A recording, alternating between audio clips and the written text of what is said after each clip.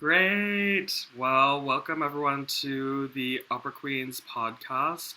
This is season one, our first season. It's almost ending, if you can believe it. It's time is just flying, and this is Let me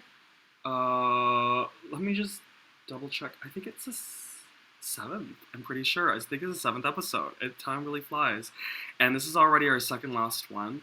And I am so excited to welcome our special guest today. But before I do so, I'm going to embarrass them by reading their bio, playing a video, and I'm going to do a land acknowledgement. So we're going to just, pack in all of the good stuff today.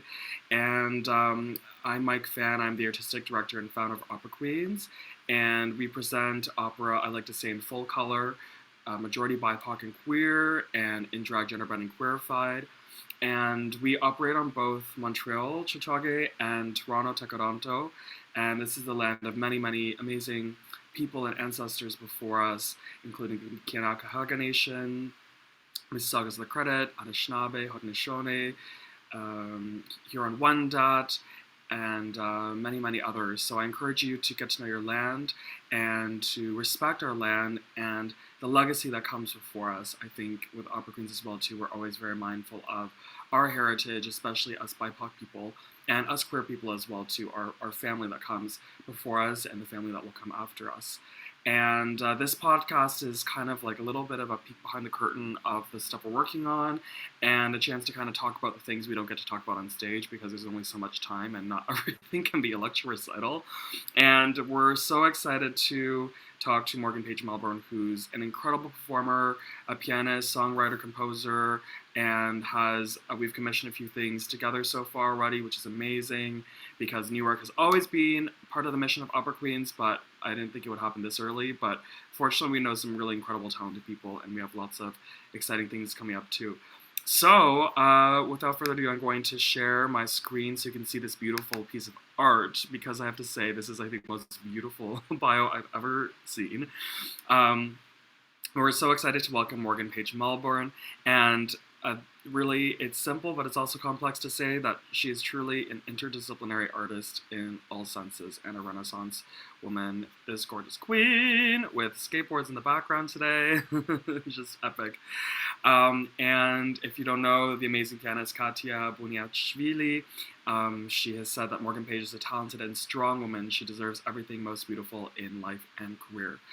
And a budding artist and explorer of human nature, Morgan Page Melbourne is a pianist, composer, and singer born on this immense landscape on April 19th. So her birthday was just last week, folks. That is right. In Huntsville, Ontario, Canada.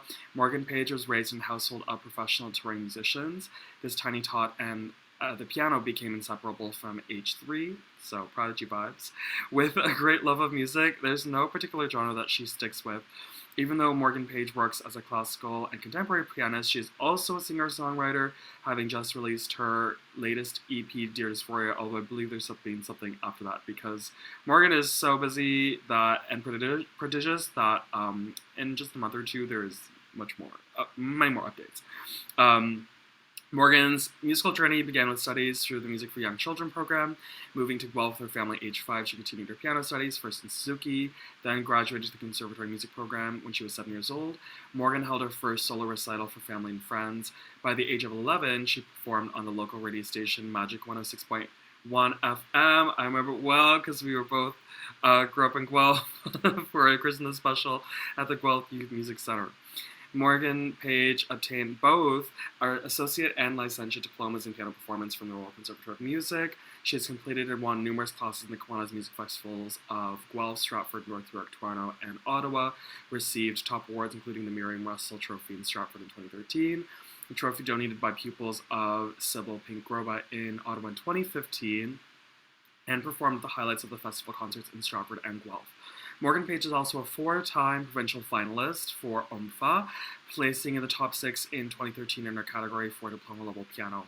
In 2017, she was awarded 3rd place in Canada for achievements during the nationwide Canada Music Competition in the under-23 piano category. And in 2010, she performed in Nassau, Bahamas at her mother's former high school, government high school, showcasing the influence of music in her life. She also performed in London, Toronto, and Brampton for Black History Month events and was featured on the blog Afro-Classical, a website on African heritage and classical music. Other moments that were influential and dear to her were experiences such as performing working with the Guelph Symphony Orchestra as a soloist, orchestral pianist, and music librarian, and the position of director and conductor of our community church choir, Christadelphian Unity Choir from 2014 to 2017. And I will just give the Sparks Notes version because there's so many projects and so many that have come up soon, but some of the many incredible, unique projects she has worked on in venues include Kerner Hall in Toronto for Culture Days, at the 21C Music Festival at the Royal Conservatory. She studied with André Laplante at Orford, and as I mentioned, got to meet her dream and inspiration mind as well. Katia Buniatichvili, meeting Alexandra Louis, and performing benefit concert for Sistema, including many amazing new works and new composers, and Burdock Piano Fest, double bill with Don Davi, and Grand Theatre in Fergus, Cine Club Film Society, and the Ciné Concert Film Festival in Besançon, France, with the local musicians there, and l'Association Aéronautique Québec Bourgogne-Franche-Comté, and Cine Club Film Society performances in Montreal as well, which is my home for two years, so beautiful city, and has been featured in Whole Note Magazine, Louis Fan Toronto, Toronto Guardian, and including our performance roster, Opera Queens, which we'll have lots of time to talk today about what we've been up to with Morgan, the Toronto Silent Film Festival, and of course our idol and icon Alexandra Louise Award Ceremony at the Arts and Letters Club in Toronto, Union Station Steinway Piano's Holiday Program, Magic Wallet short film, Mission 7 Kofa short film, Bin Chicken film collaboration with Toronto Dance Theatre and Alyssa Martin, Hillside Inside, Where Do I Go with Tapestry Opera and Rock Bottom Movement, and we have mentioned 21C Music Festival, Suami Peri Ponopolo. There was a recent exhibit at Sound Art Installation at the Museum of Contemporary Art in Toronto, and as well there's Morgan recorded a concert with Canadian Opera Company, I remember off the top of my head, also has been an artist in residence at Chateau d'Alcaveau in France, again, and also has received grants from SOCAN and Canada Council for the Arts. Shout out as well, I should mention, also a proud partner and funder for this season's Opera Queens podcast and our Drama Queens show and film. And while she's planning for the next set of adventures, she works as a collaborative pianist, assistant choir director, teacher at Sistema Toronto East End Music Project, and like General Badass. And music, she says, it's the heart and soul of an interpreter, and performing these wondrous works for listeners everywhere is a task that Morgan Page dreams of fulfilling. So I am going to play a clip that we have from Opera Queens, and this is such a unique and interesting kind of insight into Morgan because this is, I would say, a recomposition. So this is from our Drama Queen show, and one of the pieces that we have in it is Sanson et Dalila by Sanson et Dalila by Sanson. I always get it mixed up because there's Sanson and Sanson. But this is an opera actually based on a biblical story, and doesn't really have a super satisfying overture, and we're doing it in a condensed version. So originally we were going to open it with Bacchanal, and we'll talk a little bit about it later, but Morgan ended up doing this incredible, actually not even a recomposition, improv on this piece, which is incredible. And this is filmed at Array Music in Toronto, which is a dear friend of Opera Queens, and you will enjoy this beautiful clip of the improv on Salsa Dalila, and we will certainly talk about it. So, here we go.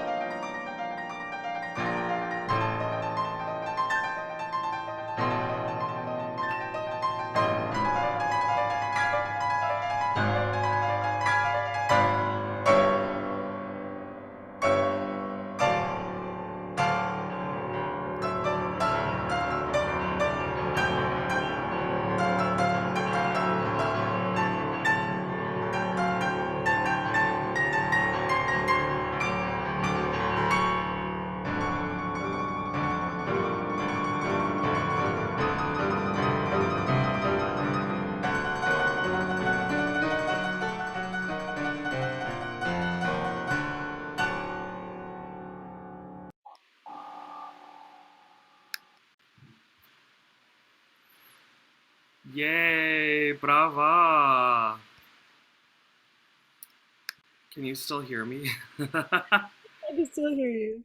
excellent. I just changed my sound settings, and so hopefully all is still working. Yay, brava! Welcome, welcome, Morgan, to the Upper Queens podcast. So thrilled to see you. That was recorded in October, and I think the last time we saw each other in person. So it's been quite a while, but so excited to catch up and see you today. Welcome, welcome, welcome. For having me. My pleasure. So, how's it going? How are you? I'm doing good. Things have been going pretty well. It's been an exciting time to say, but looking forward to what's ahead. Absolutely. And it's been very exciting to follow your journey. And especially in recent years, there's been a lot of incredible creativity coming out of lots of places, but not most notably you. And you just got off a flight to BC, so very grateful that you could make it. I'm heading there myself soon too, so there's just a lot of BC vibes floating out there. But it's great to see you. It's great to talk with you today and to kind of to reveal things, especially now that there's a little bit of time passed, and we've done a lot of incredible things. But a lot of it was very compact, and a lot very intense. So it's nice just to have some time to sit with it and to process and to reflect as well. So yeah, so I would love to know. Speaking of this beautiful Sanson de la improv that you did, um, we came about actually this piece that you created in a very interesting way. I'm wondering if you could talk a little bit about kind of the Bacchanal and kind of the reason we decided actually to kind of do something a little bit new, because the whole ethos of Opera Queens is not to do things the same way it's been, because it has a history of being very Eurocentric and racist and sexist and, heteronormative and all about kind of tearing it all down and presenting it in a way that's really more relevant to where we are in society today. So I'm not sure if you remember how it all came about, but do you want to sort of take us down a little bit down memory lane and back into Sansani Dalila land?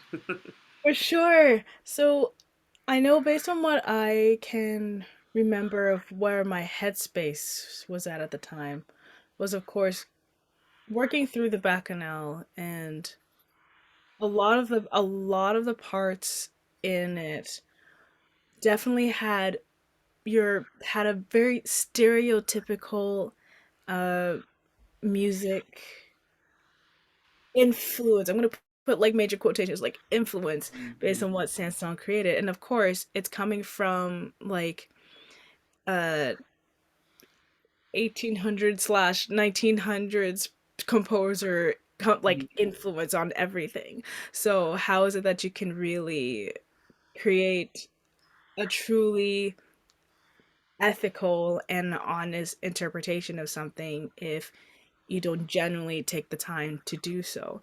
And Mm-hmm. it didn't quite feel right playing that music because like every time I played it, it's just like it's just kind of like where you get that really crunchy feeling in your body where you just really don't know. So I was like, it sat with me for a bit, and we were literally getting ready to film and everything like that.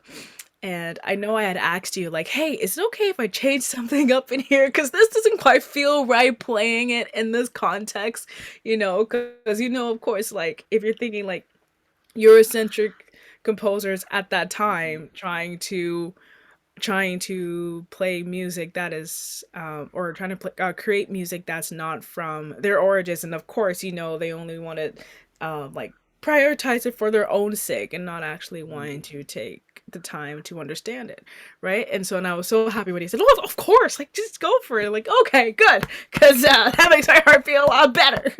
Right? And so of course, again, thinking about it, and then it was the day of the filming where I just like really sit with it. I'm like, you know what, yeah, I can't, I just can't.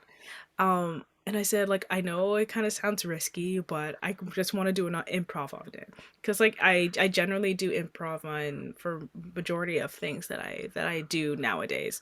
So I was like, let's just do it. And so all I could think of is, okay, so some of the melodies that's kind of in there, and you have some of the guidelines in there, right? And I'm sitting down and I just take a moment, kind of not necessarily think of what I'm playing, but more so of the type of aura that I wanted to give off. Wanted Hmm. to give off that, yes, I know the origins of this work is racist, and that it also has like biblical connotations that can be considered like uh but difficult as well, Hmm. especially since there's so many walks of life and so many beliefs and everything. It's like, what can I do to kind of find that perfect balance of everything, but also show respect to it? So I was like, okay, let's just take the parts that definitely does not sound racist Hmm. and let's change those ones and still trying to fit in within the same time span of everything, right? Because didn't want to go any longer than what was already scheduled for the piece. And then from there, it was just flowing through my head and how I felt, and yeah, that was basically it for that one. Yeah, it's really amazing because I mean, obviously I could feel the thought process and imagine what was going through your head, but it all came together very quickly in the end, and it's just so fascinating to kind of hear your process, and it's kind of like a peek into like the mind of a genius. You're like, how does this work? It's really quite incredible, but it's really true what you said, and part of it for us as BIPOC people is kind of reclaiming this repertoire and performing it ourselves and dealing with it because it was obviously created by white composers in Europe pre 1900 for the most part, and there's even work today that is still being composed that way and then performed by you know all white casts. And I even went to a show recently where there was one person of color in this indie production, and indie opera is supposed to be kind of more innovative. I won't name names, and I love the people, love the but still, and I found out later. I talked to this person, and they said actually they were a last minute replacement for somebody. So originally it was supposed to be 100% white cast in 2022, and I was like, so I mean, part of it is reclaiming it, and the fact of us being on stage is a political statement in itself. But we're also always curious of what else we can do because there's so much further we can go with the repertoire, and a lot of the public domain repertoire is fair game. So and it's really exciting to kind of reclaim it and to really do something very powerful with it as you did, and as well why I think it's so important to have BIPOC creators on and off stage in all capacities, not only in the performative way, but for you, for example, the creative way, because we actually kind of see the issues and have ways that we can address it that will make it more relevant for our communities for today in the 21st century. And so I'm glad that we were able to provide you this space because I know for me, like you, we've come from the classical music world primarily in our training, and that world has not always been so inclusive. So it does feel kind of weird or abnormal sometimes to kind of take those risks because we're not often offered those opportunities in traditional spaces, which is why we continue to seek them out. And as we see from your glorious bio, there's plenty out there. There's plenty of people in spaces willing to do that, but it does take time to find them, and also have the courage to go about it because it is, as you say, a risk, but like anything worth doing, amazing art doesn't come from just staying safe. Absolutely. And Well, exactly. yeah, yeah. And kind of related to that, I even remember like on the filming, like you had worn like all black and you were, and we were talking about it. I was like, Morgan, I know you dress glam. You have glam stuff. You have glam lipstick. You have everything. It's like you are an opera queen too, and you were kind of like, I think in traditional classical spaces, you're so used to being like, I'm the pianist, I'm the accompanist or collaborative pianist. If I'm lucky, they'll call me that, and that I get to collaborate with the soloist, and I just hide in the background while and that's very much not what we're about to because you are primarily a soloist, and we wanted to offer you also solo spaces because that is where you really shine. And but it's so interesting, right? All of those mentalities, no matter how much you've done and innovated, a lot of those are still there, and those limiting kind of beliefs that are kind of imposed on us, because we still encounter it, we still see it, and we're not even conscious of it, but sometimes we're just like, oh wow, this is like infiltrated my DNA. So it's kind of Yeah. like stripping it apart, and at least we're able to have you, I think, like you brought your cool Converse shoes, and we were like, that'll be like our glam moment. Like we're gonna have to have another time when we just like glam it up like to the nines. But yeah, I wonder if you could just talk about kind of your experiences kind of navigating these spaces, and then very clearly now you're making a path where you're really choosing projects and wisely and really being mindful of your presence in the spaces. At least I think so. But I wonder if you could talk about that, because it's all about choice, right? And no one's choice is not correct. Everyone has a different period of their life where they have to, go through things and find their authenticity. But I really do believe that I think we really should follow our bliss and follow our authenticity, because that's where really things are really, you can tell when something is really coming from a passionate place and not just like, I need it for the paycheck, or this is what I was told to do. So yeah, could you talk about that whole journey, because I'm sure there's a lot of people out there that are kind of struggling to deal in classical music, especially, but in any medium really, with the confines of what the legacy has been, and kind of either creating something new or finding a new path.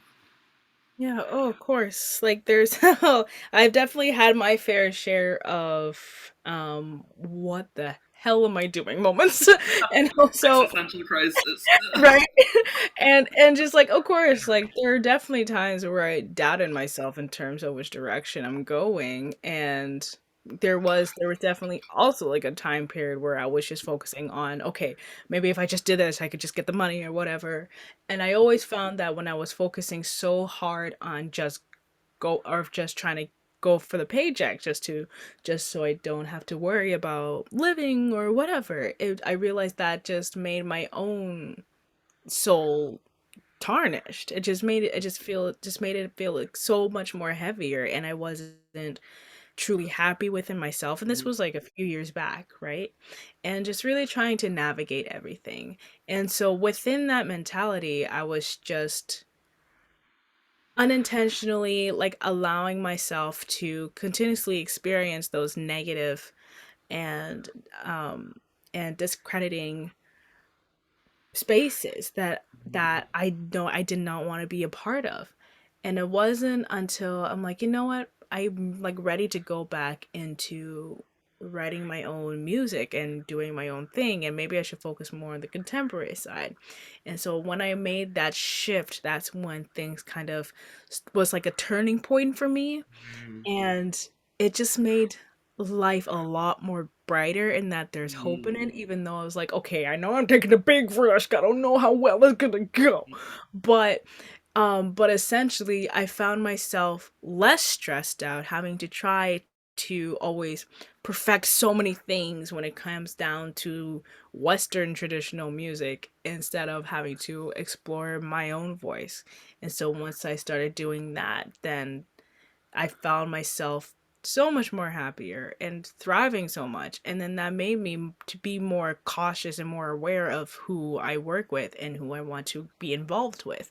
Cuz ideally it's wanting to work with people who are of the same temperament and the same has the same not just morality, but just the sense of human nature, and that wanting to have that shared equity and equality within everything, and wanting to have an open space and shared space and a safe space to be able to create these things, and of course I'm still learning very much of how all of that can be incorporated, especially when I'm bringing on collaborators on my own to for various projects, right? And it definitely takes a lot of time, but truly looking inward and going for what settles you in your own happiness, if just of what you're doing, is so special, and it's hard finding those spaces, and not every single opportunity that comes your way is a good one. That's another thing, you know but just being wary of it and creating that sense of self and that strength within yourself is something that's really is really helpful within that. And of course, like there's always gonna be bumps in the road, but Mm-mm. it's been it's been a wild ride for sure, but I wouldn't have it any other way. Yeah, I agree. I so relate, and I think this is something that's so fascinating. I found myself kind of exploring more of this road as well too, is that it seems more weird and unique and like oh, I must be the only one like this. But as soon as you kind of dare to leap into that zone, you realize wow, there's so many others like this out there. And I think all of us to a certain extent feel this, that we need something a little different or something that speaks to us. And I really am a big believer that the personal does become universal. And as we can absolutely tell, is there's so much resonance with the work you're doing because it really speaks to a lot of that we're all experiencing. And I hope that people are watching your journey or those that are new to you will see the light and be like, this is possible, and you can do cool things and be awesome and do exactly what you want to do. You don't have to compromise and wait, because I think the mistake is kind of waiting to do it when I get to this certain point, when I sing with this certain company, when I play with a certain group, But it's out there. It's waiting for you, and you can either seize a day or you can let it pass, and take your time. Right? Everyone has their own journey in terms of coming with it. I know that even the pandemic, a lot of really established artists, much older and established than us, had these same questions because a lot of them weren't having the right intentions when they were doing things, and it came to about when it was all gone. It's like, well, now they really had to come to front, like, what is it all for, right? So best to do it when you're earlier than later, but it's you're just a prodigy in all the respects, so you're just ahead of the curve. you know I want to actually go there too, something you mentioned. So saying no, this is something very important, and I'm so happy because it sounds weird, but I'm so happy that you said no to me, for example. You've said no to other things, for example, and same for me. It's a hard lesson to learn, but it's so important because when you start getting in demand and getting known for your work, it is literally impossible to keep up with the demand of all the things that are happening, and also it's not healthy, just mentally, physically, and especially in a pandemic when there's so much happening. I know when we were filming, you were going through a lot of stuff, and there's just so much that happens beyond the stage and that you have to deal with, that you have to make space for in your life. So, could you talk about saying no, finding the balance? Sometimes, as you said, it's not a good opportunity, or it's something that's just not right, or your instinct, your intuition is just telling you like, no, thank you. Sometimes it's like, I would love to do this, but there are only 24 hours in a day, and not only that, we need to sleep and eat for them, which I'm learning because I'm like, I try to pack those 24 hours full, but I'm like, okay, I really need to make time to sleep and eat because, we have needs. So Yeah. could you talk about saying no and kind of navigating this whole thing? It's not an easy question. It's just kind of a point for discussion because I think we don't talk about it enough because I think especially as young artists we're trained to kind of like yes, yes, yes, and like work hard and all that stuff, and that's great. But once you have that down, it's kind of like, well, no one really teaches you or talks about saying no and taking care of yourself and self Yeah. care. Oh, exactly. It's just been ingrained in the training and everything. Especially the classical training. Oh my Not to god. like roast it, but I mean, this is what we're about, is kind of, changing it up in all the ways that it needs to be kind of improved. Yep. I think because of course like whenever I say no, like of course I still have that internal guilt and everything, but down the long run it's like, yeah, that was probably the best decision to make, you know? And honestly, what actually kind of helped me really understand that it's okay to say no and that's okay to take a break is when I was at Orford and I was studying with Andre Laplante for that week, Mm-hmm. and I had just finished my last competition and I was just burnt out, and I was getting ready for the one of the final rounds for the national competition, and I was burnt out. I was so tired, and I was talking to Andre and I was just saying like, I was thinking about going into like international competitions, but I'm also so tired and Mm-hmm. I think I might need a break. And he said, it's okay to take a break, step away from music. That is fine. He was saying that nowadays with with, he says like, I judge and adjudicate international competitions all the time, and because so much people put so much pressure on themselves Mhm. that a lot of their music starts to sound robotic, and everybody's Mhm. burnt Mhm. out, and it's not your true self. So it's okay to take that break. And I'm like, huh, Mhm. really? And so I literally took a year and a half off from music. Like I didn't do anything for Oh music. wow, I didn't know this. I Wow. took I took a year and a half off. Like, well, that was when I first moved to Toronto, and I'm like, you know what? I just want to see what life is like. And I actually didn't really say much of to anybody when I was meeting new people here, and building connections. I actually didn't even mention anything that I was a musician. I just wanted to kind of like just let's just experience life in a different perspective, you Mhm. know? Um, so yeah, just like worked retail for a year, and I had a lot of fun, and that was the type of break that I needed. And from then I was able to kind of like have a bit of a refreshed perspective on things, and that was probably one of the best things that have happened to me. And so I've made it a point that after each project that I do, I have to take at least a 2 to 3 month break in between. Just Mm. because my brain, I have to kind of like recharge and Mhm. recuperate. Sometimes if I'm okay, then sure I can take on like a mini project in the middle.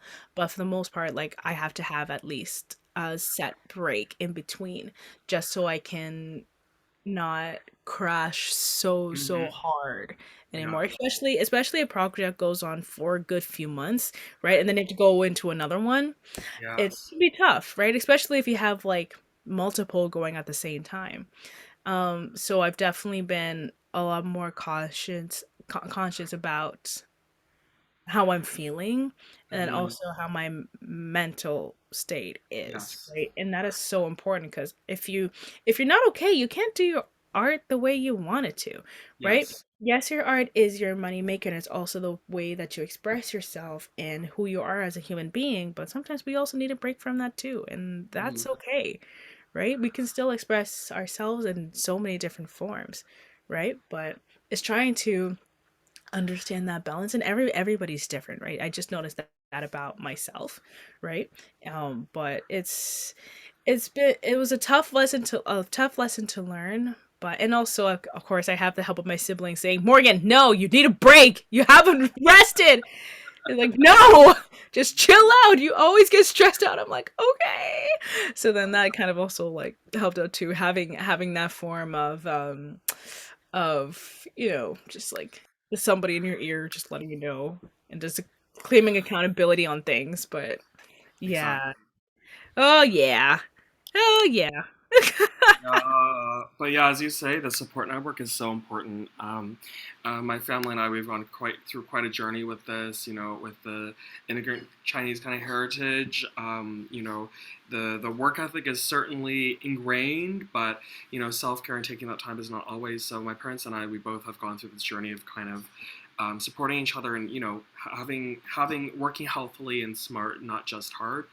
And I have a really great partner as well too, who reminds me of this, and it gives me a reason to make space to enjoy life too, because I think that support network is important. The voices that you're hearing and surrounding yourself with all contribute to that, for better or for worse. So making a healthy choice in terms of the people around you is very important. The collaborations, as you were saying before, when you're working with people in groups that are really about the same thing and really care about you, it's a very different feeling, and you're taken care of in a very different way. Because I even remember like we had a huge filming day, and speaking of which, filming music is a whole other conversation. It takes so much stamina. Um, but yeah, you were exhausted by the end of the day, and we were gonna record the Adriana Overture, and you were just more up for it because you gave everything you could, and fortunately we had a recording of it, which we actually used, and I did some improv too. I improv like a getting ready scene, kind of just like popped in my head, and I don't think you've seen it yet, but I've seen it, and it was really interesting. And there's been a lot of moments where like something like that happens, but people find a way, and actually it inspires more creativity. As they say, mother is the necessity of invention. So it's okay to take that time. People will find a way. That's on them. But as you say, it's important to take that time for yourself. And then also, as you say, when you come back, you're able to give your best, and we all want to give our best because, like someone like you and so many of the opera queens are so talented that when they're at their best and well rested and happy, just it's incredible. So why not have those kind of like transcendental moments than having to compromise it and just doing a bunch of things but not all of them. They're great, but could be something super special if you just give that time and space, right? And that's something I'm learning too, is really like less is more sometimes. It's really, really so true. So thank you so much for that candid um, reveal. I think it's so important for people to hear. So important for me to hear too. It's just wonderful to hear that, and I think the importance of why we do this, not just kind of the singing part, but why we sit down and have the conversations, because it's important for people to talk about it, to share, and not to be afraid to talk about challenging things. But ultimately, it heals us and it heals others, and it's part of the work that's important to do, just off the stage as well as on the stage. I would love to know, because you work with so many different disciplines. Film, you were doing film before the pandemic forced us to become, film musicians and actors and actresses. But you've collaborated with dance and film and with us, crazy opera singers. So I would love to know, what attracts you to interdisciplinary performance, and kind of like, how is it different working as a soloist when it's just yourself, and working with dancers, especially with us, crazy opera singers, with big personalities, egos, and voices. And, because it must be fun, but it's also very different, I would say. Because it brings something new into your playing, and you have to work very differently when you're working with different groups. So I'd love to know a little bit about kind of your yeah, your work with different groups, and especially what your experience is like with us, because yeah, working with singers is a special special experience. Nah, y'all are amazing. Y'all are awesome. Nah, it's just I truly enjoy just meeting people and collaborating with others. And I always really like learning new things and new tricks and Mm, doing something different right, right. outside of the regular thing. Um, I would honestly, I would be bored if I just kind of just stuck with just my one solo self out of where, like, yeah, I can't do that. Oh, no, no. I have to be, I want to be thoroughly involved in all aspects when it comes down to art or creation or interpretation, because there's so much out there. And I find sometimes, a lot of times, like, if it's so serious, people tend to get very clicky, and it's like that's not the point. Right. That's Yeah. not the situation that we're supposed to be in.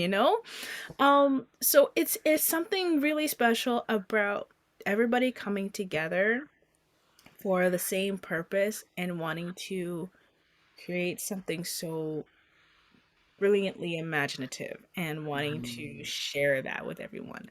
That's something that I am always drawn to, that I Mhm. absolutely adore. And like, in comparison to my solo stuff, I think I definitely draw from those experiences, because it's not always just the piano or just my voice, but bringing in, excuse me, different, bringing in different elements, whether it's digital or video or electronics or whatnot. And that's something that I want to keep building upon it, right? So it's like that constant evolution and wanting to do that. So yeah, that's one of the things that Yeah. always drives me in. So Yeah, that love of learning is a big driver in curiosity, and you can definitely tell because we had some moments of you playing solo for opera queens, and you can feel the influence of dance, and it's like group as a pianist too, you know. I had no idea really what it meant until I became a singer, but it's like play like a singer, and but you can hear that in your playing. You can hear all those influences, and when you work with film, you know how to move and the angles. You have an awareness of this, and it is very present. Not that it's necessarily always a conscious thing, but it just really makes you so much more complete. And I felt, because I began as a pianist, like a solo pianist, that I felt very alone. And it's just so much more fun to be able to collaborate and to have collaborators. And especially if you're curious, like we both are, it's fun to be able to kind of, dip your toe into another pond and to grow, because that's I think what is unique about it being an artist versus so many other 9 to 5 jobs. As a lot of other ones don't necessarily have a lot of growth because it's kind of the same job, the same schedule. But for us, we're always seeking to grow and evolve and learn, which is what attracts us to this wonderful but crazy lifestyle. Cool, really cool hearing about that. It's really interesting. And I have an interesting question for you, because I was very fascinated watching you work in our filming day, because I love your work, and of course we worked together and we did a concert at Can Experience in Montreal, which was kind of very standard, kind of like rehearsal process show. But filming, it was very interesting, especially as we were talking about with the Sanson and Dalila, and the time you took to kind of like think about it and reimagine and get in the zone. And I really noticed this kind of very strong sense of something very meditative, intuitive, instinctive, and kind of spiritual. And I would love to kind of know, how important that is in your work, because I feel like so much in classical music it gets away from that. It's very much in the head and not so much always connected to the heart and the soul and the spirit. And I think as queer BIPOC people, a lot of us are come from traditions that are much more process oriented rather than kind of like goal oriented. And would love to know this kind of woo woo aspect, because I'm very woo woo. But I just sense this kind of very strong sense of, yeah, intuition, and so I'd love to know that kind of role in your music, because I really feel like it radiates, and there's definitely a contemplation that is there that is not always there elsewhere. If you know what I'm saying, I could just be completely batshit crazy, but I mean, I don't know. I think, to be honest, it is a little difficult to explain because so much it's of like, it. yeah, you feel it exactly. You feel it in Yeah, your music, yeah. but yeah, It's putting words is but another thing. mhm. For the most part, I think because I definitely get a lot of energy or thrive off of people's own auras and sensories and Mm, everything, and how I sense that.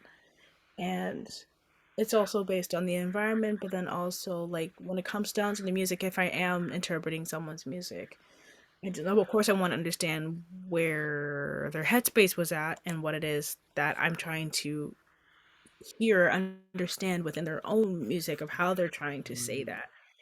And from there, I always want to find a way of how I can connect it within my own experiences and how would I actually show that. And oftentimes, yes, it is kind of more of a contemplative, meditative sort of scenario whenever it comes down to my performance of it, because it's almost like I'm kind of in this separate zone and not quite anybody's around, but it's just me there, just kind of like spreading it outwards.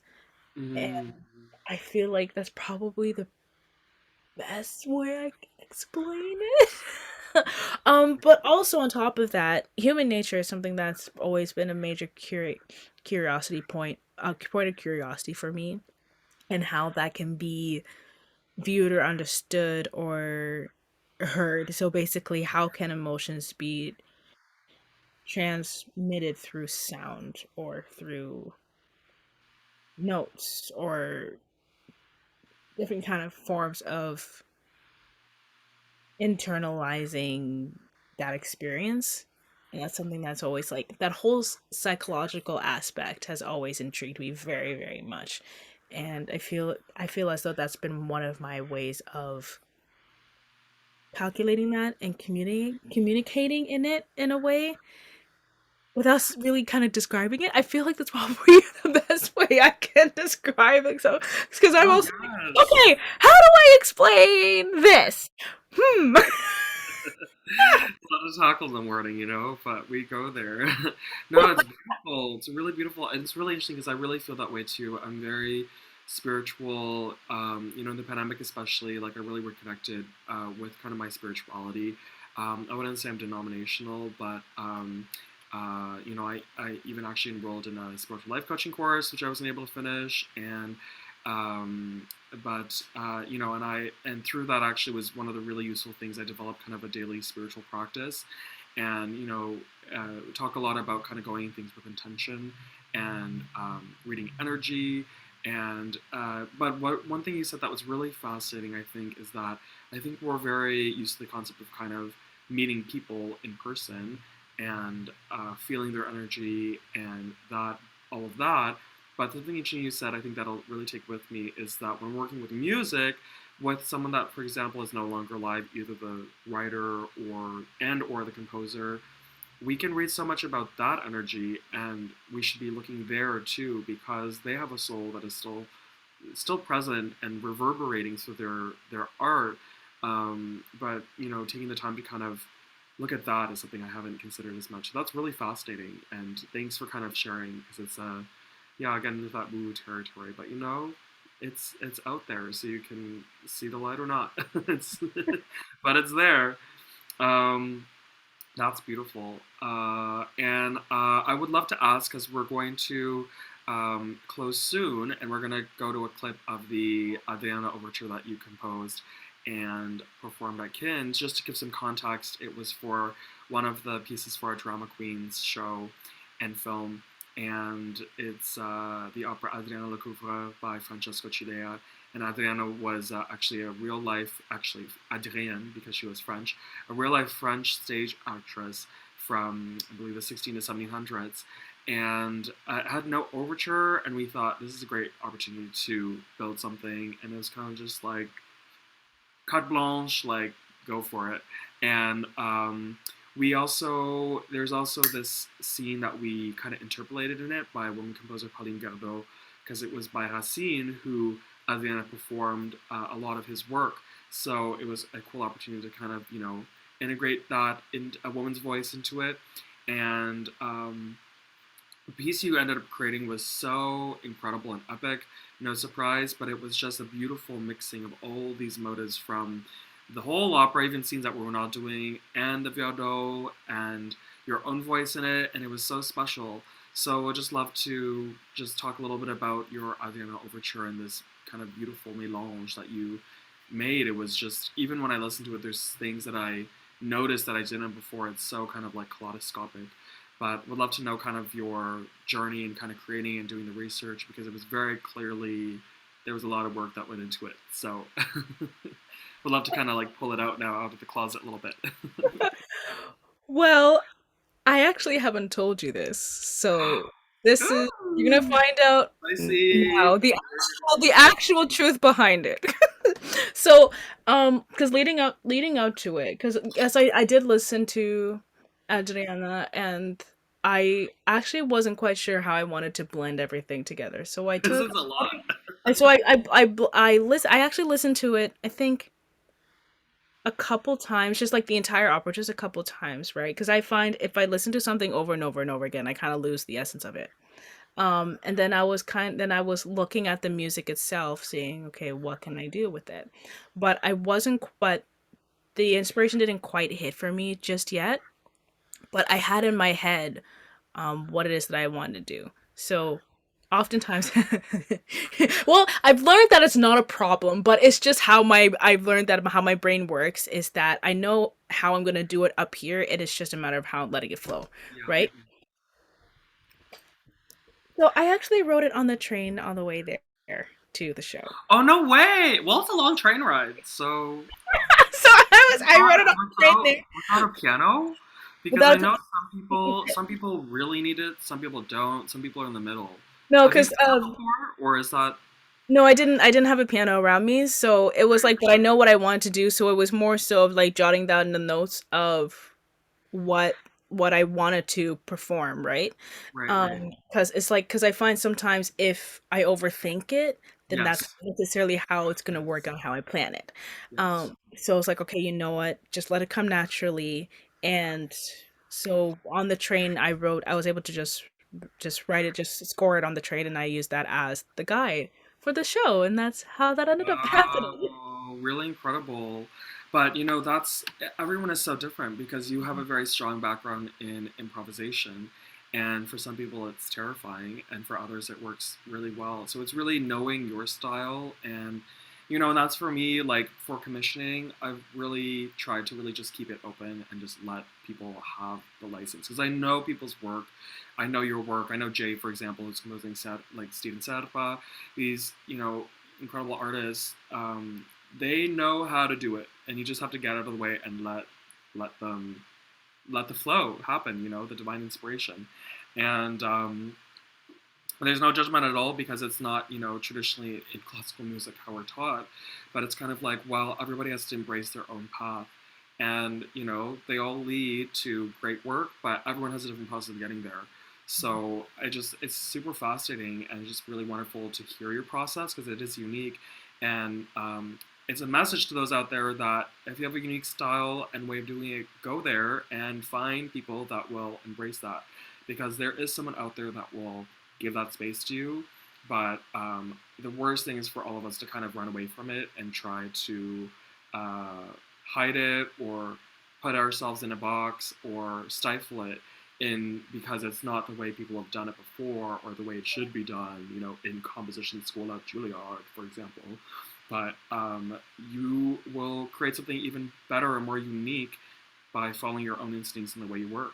So that's really interesting. And I know that a little bit about your journey, but I didn't know that's what a way to be productive, right? But is that the way you compose? Have you ever composed without like a piano at all, or do you usually have it in front of you? I'm just curious. Um, it What's really that? it definitely depends on the situation. Right, right. Oftentimes, generally when I do on like a regular composing sort of thing, I actually record everything first and then I score it. Mm, Oftentimes, if mhm, I'm if if for example if I have to do like a silent film or whatnot, then I would just score the notes even if I'm without the mm, piano or whatnot, just because I know, okay, well, this is how it's going to go, and then of course I'm going to be improvising on top of that anyway. So then I would just score the guidelines and then kind of use that.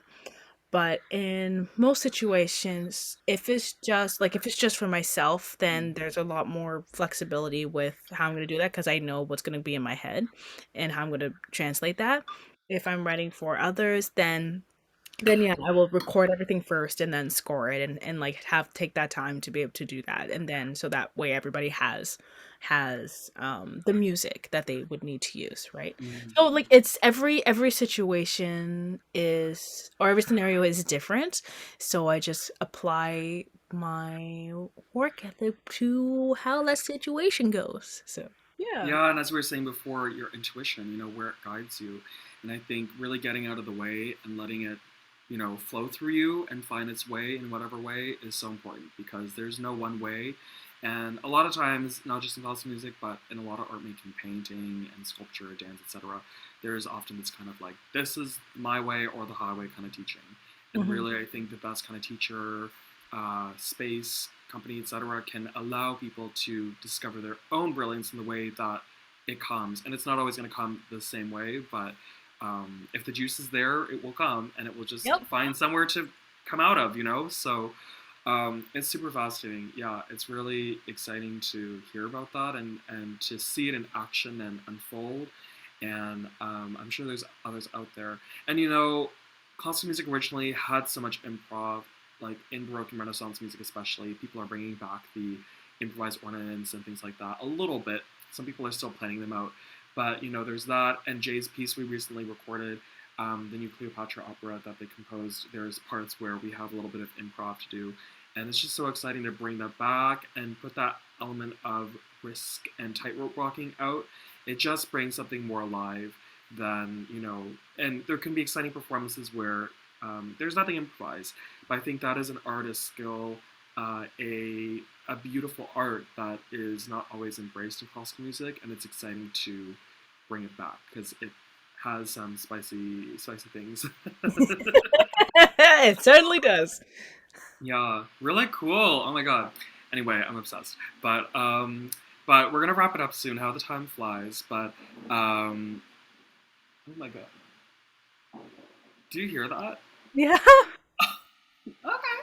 I think they're doing some construction lately, but I have no idea what that sound is. It feels like they're dragging giant slinkies across this, but pray for me. Anyway, but I like to close with this question that I ask everyone. You know, kind of like stole it from Drag Race. But you can put a brand on something, but you can't brand everything. So, so I've been taking it, repurposing it. But I find it an interesting question to reflect on, especially given a lot of the journey that a lot of us go on. But if you could talk to your younger self, Morgan Page Melbourne, um, what would you tell yourself given what you know now and have experienced now? Um, Honestly, I'd probably just say you'll be okay. I was a worrywart as a kid, but then of course had Hmm. severe depression and everything, and Hmm. didn't know what was going on. So I think something short and sweet. You'll be okay. Be probably the first thing that I would say to my younger self. That's really beautiful, really short and simple, but powerful. And I can really relate too because I was also a big worrywart, and we were raised by a mother who was a huge worrywart, and didn't have a lot of confidence or knew I was artistic, but didn't know how it was not coming out in the right way or finding the right medium to kind of express itself, and it's kind of like bottled up in there. And I tried a whole bunch of different things clearly until I kind of found what really stuck. But I would love that advice too to myself is it's gonna be okay. And even now, because yes, we're kind of heading out of a pandemic, but there's still a lot of fear, still a lot of uncertainty, and I think we all could use that tape to our forehead. It's gonna be okay. Just chill. Just relax. It's gonna be fine, Yeah. and we're gonna find our way. We've gone through things. We're gonna go through these again, and it's gonna be fine. And if you have the right people, the right things around you, the right projects, it's gonna uplift you and move you forward, and you're gonna find your way. And if not, take that time, relax, be your best self, and then get out there. That there's no shame in that too. I know a lot of people who've been hibernating that have been like, "Are you? Do you have a phone anymore?" But that time to just hibernate, and a lot of them are merging and fabulous because that time is so important and undervalued. Yeah. But I'm gonna turn over to. Sorry, I didn't want to interrupt. There might have been something coming out. Oh no, I was just agreeing with you. Yay. Well, that's always nice. When it's honest. When people don't agree, when people are just agreeing to agree, it's like, no, tell me the truth, even if you don't agree. But no, I love that. That's beautiful. It's and this is why it's so. It's I was looking forward really to speaking with you because you have so many insights that are like gems, not just on stage but off. Sometimes it's like you go and someone's fabulous, but as soon as they open their mouth for an interview, you're like, but not you. So, um, you know what I'm saying? I think we've seen a lot of that happen, especially in recent years. But Yeah. Yeah. so we're gonna turn to this. Speaking of which, this infamous Adriana overture, and this was just such a special night. And I think why, as you were saying about following your intuition and improv, it's like it's a night that is just cannot be created again because it's just special and there's an energy in that moment. And I'm so glad we got to capture it so we can relive it a little bit.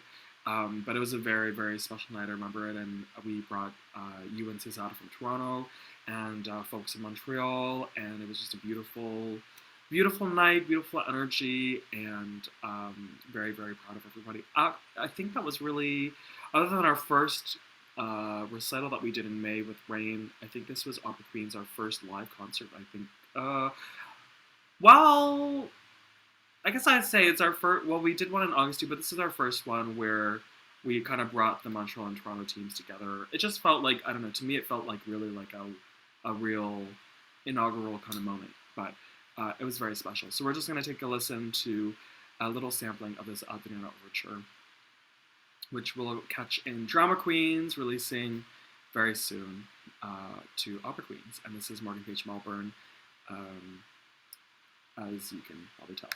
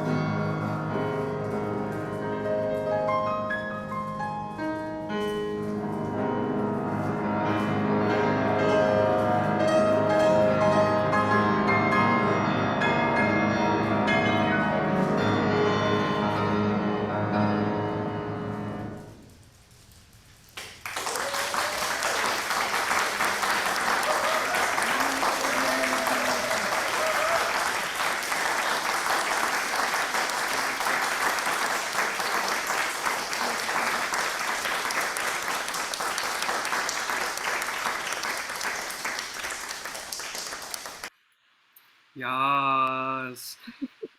Well, I think what really made it a very special evening was we had a very warm, receptive audience that gave us a lot of really good energy. So it was a really special night. It's a reminder why it's so special having live performance and how much the audience has a impact, in creating that, and especially as an improviser, if you're improvising something even more so because that energy, that aura that they're giving off will literally impact what you're creating. So it's a very much a give and take.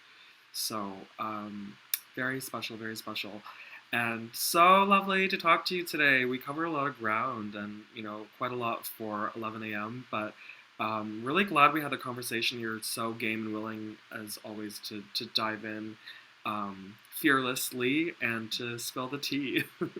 Oh, thank you for having me. It's always such a joy talking to you. My goodness, we gotta hang out soon. It's been so long. Yes, yes, yes, yes. And before I leave for BC, yeah, exactly, definitely. Now that hopefully we have some downtime that intersects two busy divas. But it's very important, as you were saying, got to create that space and then find those amazing people that are wanting to be there. Oh, and then just as we're closing, we have someone popping in. So I'm gonna just close off. But actually, you know what I'll do? I'll spotlight us, and then I will. There we go. And we'll just close off, and then we'll have a little after party. But a couple things to plug. So this podcast episode is being recorded on Zoom. We're going to upload it to our YouTube channel. It's going to be on our website as well, www.opqueens.ca/podcast. So you can rewatch it, share with someone who needs to hear what we talked about today. I think there's a lot of really important things that we covered.